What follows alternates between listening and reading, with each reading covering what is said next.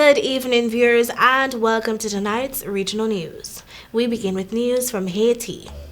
Haiti's interim prime minister has said his government plans to work to allow the Caribbean nation to hold elections, I quote, as quickly as possible, end of quote, after the assassination of President Jovenel Moise plunged the country into deeper political uncertainty. Ariel Henry, who was sworn in as Prime Minister in a ceremony in Port-au-Prince last week, said on Wednesday that, I quote, the mission of this government is to prepare the conditions to hold the elections as quickly as possible, end of quote. He did not say when exactly the elections which Moise had promised to hold later this year would be held.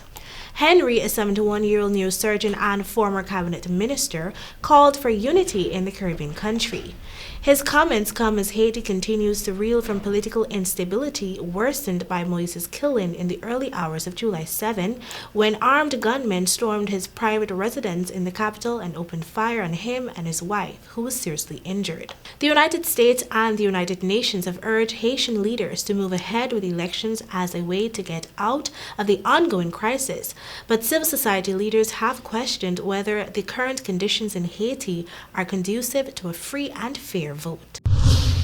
In Trinidad and Tobago, a 43-year-old man maintained his innocence even after being convicted of murdering two teenage boys in Tobago almost 12 years ago.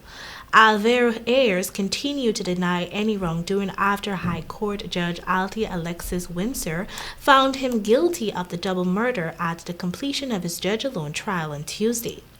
Before the mandatory death penalty for murder was handed down, Judge Alexis Windsor rejected the claims by Ayers in her decision. Ayers was on trial for the murders of 16-year-old Colin Salandi and 15-year-old Rondell Thomas. Salandi and Thomas's bodies were found in a forested area at French Fort in Tobago in September 2009. Autopsies revealed that Salandi, a former student of Bishop's High School, Tobago, and Thomas, a former 3 student of Signal Hill Secondary Comprehensive School, had both suffered blunt force trauma and their necks were broken. Still in the Twin Island Republic, an Ontario man trying to bury his mother in Trinidad and Tobago said he was devastated after he flew to the island only to be turned around and forced to fly home because his vaccine mix is not approved in the country. Alan Pretty says he, his wife, and a few other relatives traveled to Trinidad and Tobago on Thursday to bury his mother, who lived and died there. After landing, only those of them with 2 doses of the same vaccine were able to enter the country. Pretty, who had a Pfizer-Moderna mix, said he was told he could not visit the country unless he stayed 14 days in a state-supervised quarantine facility that would cost him almost $3,000, an option that was impossible for him. Overwhelmed with anxiety, he's been desperately trying to find a way to return and be there with his wife, siblings, and 80-year-old father. It wasn't until he arrived in Trinidad, he said, that he was told he could not enter.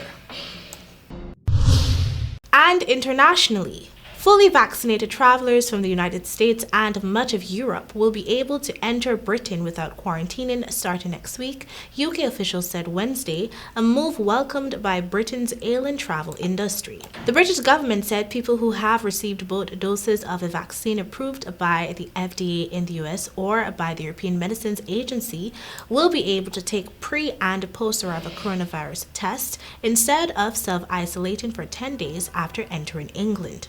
The rule change takes effect at 4 a.m. UK time on Monday. The Scottish Government, which sets its own health policy, made the same decision.